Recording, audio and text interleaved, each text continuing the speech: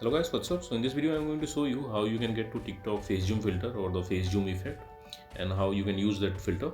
So I'm in TikTok camera screen and in the bottom left corner you can see this effect button. Tap there and you will see all the trending effects here. So on the second row you can find this face zoom filter.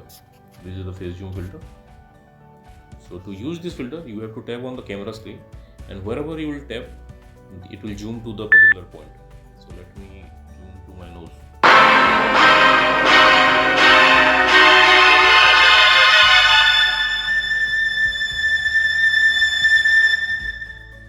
Touch again to go back. Likewise, if you touch in some other place, I am touching my head.